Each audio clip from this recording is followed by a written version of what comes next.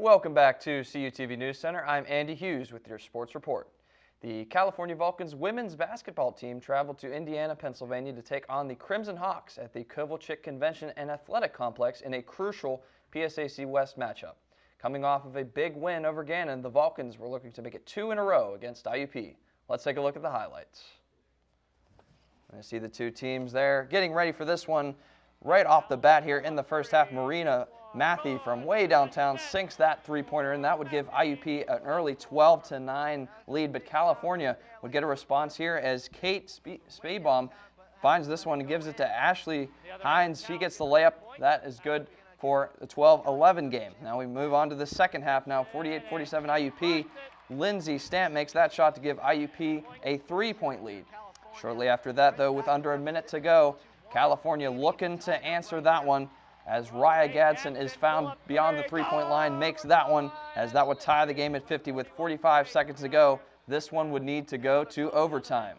In overtime, Ashley Stoner shoots this one, misses it, but gets her own rebound and puts that one in. That would make it 54-51 IUP as Cal would need to eventually start fouling the IUP players. They would continue to make those shots, so IUP wins 59-51 as California falls to 15-7 overall. While the women's basketball team could not beat IUP in overtime, the men's basketball team was looking to upset the top-ranked PSAC West squad in IUP. They were also trying to break a string of 6 consecutive losses at IUP. Let's go straight to the Kovalchik Convention and Athletic Complex for the highlights. And so the men trying to get a win here as Tynell Fortune would try to pass the one inside. It's intercepted, and Marcel Suberbill goes to Anthony Wells. Wells gets in the layup and draws the foul. That would make it 15-5 IUP early on. And Anthony Lyle with the ball here gives it to Tynell Fortune. He sinks a three-pointer as that would cut the lead IUP to 15-8 as Cal only had 4 field goals in the first half.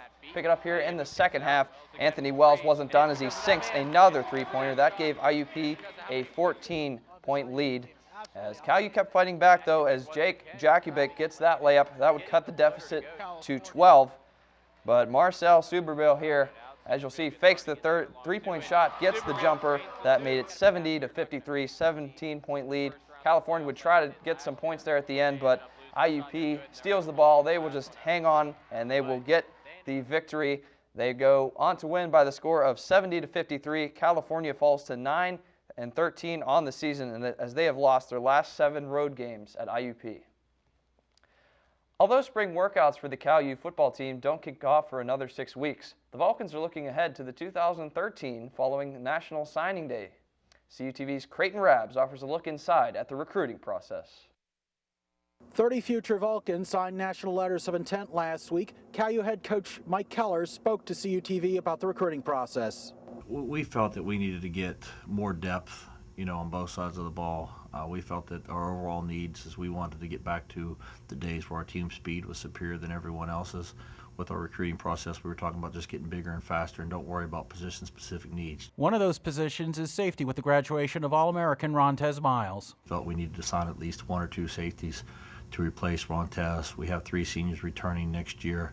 A year from now, we'd like to be able to replace those guys, so that was an area of need for us. We're always, as long as I'm the head coach here, going to take a lot of running backs. That was one of Coach Luck's rules early when I first joined his staff, and it's something that I want to continue just simply because running backs can play a multitude of positions for you. Selling the program's success on the field is just one aspect of the recruiting process. Our ability to get them in, get them a degree, and get them out into the job market is very high. Part of our visit is them talking to the families and explaining to them what we do. The group of kids we have bought into what we were selling, and we bought into what they had going, and we hope and believe it's going to be a good marriage over the next 4 years. Selling Vulcans football comes naturally for Coach Keller. My brother's in sales for a living, and if you got a good quality product to sell, then it's easier to sell, and that's what we have here at Cal. For a full list of signees, visit calvulcans.com. For CUTV News Center, I'm Creighton Rabs. With baseball season right around the corner, many fans are ready for the season to begin. One local team has already started playing the season, as well as a special big event. CUTV reporter Gloria Stone has more. The Washington Wild Things are an independent professional baseball team located in Washington, Pennsylvania. They are part of the Frontier League organization and are hosting the 2013 All-Star Game. Last time we hosted it was in 2005. So when the discussions came up last year with the league and the meetings with the ownership groups, Washington wanted to put its hat in there since we haven't hosted in a while. And we've been doing tons of upgrades since last time we had it, with the new turf fields, the biggest video board in the league, and just the other upgrades like the new store and everything, just sprucing everything up. We really want to showcase this, and the league was obliged enough to give it to us for the 2013 season. The All-Star Game festivities will be held July 15th through the 18th. There are many activities and events for the general public to attend throughout the 4 days. On Tuesday, July 16th, we'll be having clinics for young girls ages 6 to 18 with the Akron Racers, which is a national fast pitch team. Also on Tuesday, we'll be having a luncheon that's open to the public, hosted over at the Doubletree at the Meadowlands. We'll have a keynote speaker of Steve Blass. All the Frontier League teams will be there, represented by their staff and players. And then just in general, they'll be able to come out that night for the Home Run Derby Battle of the Sexes game, and for the All-Star Game, where we'll have meet and greets with the players. Individual tickets don't go on sale until April 13th at 10 a.m. However, they are booking groups as we speak. For additional information, you can check out their website at WashingtonWildThings.com or call 724-250-9555. For CUTV News Center, I'm Gloria Stone. Thanks, Gloria. Well, guys, today is Valentine's Day. Like we said, love is in the air, but not a love being shown from the International Olympic Committee for the sport of wrestling, as they plan on taking the sport out in 2020. A lot of people aren't very happy about it. Yeah, I think that's ridiculous. I mean, they have Olympic speed walking, but they're not going to have Olympic wrestling anymore. I just don't see where they're coming from at all.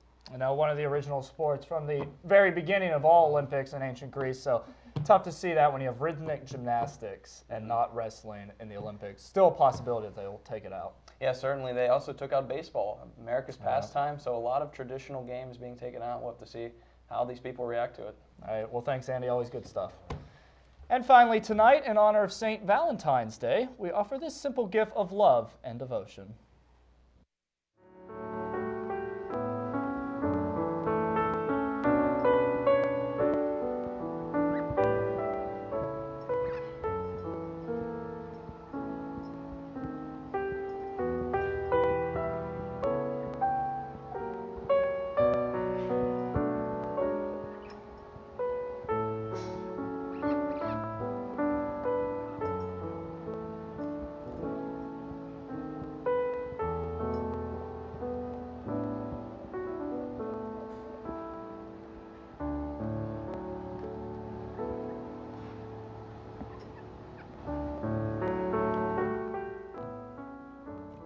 And from all of us here at CUTV, we wish you a happy Valentine's Day.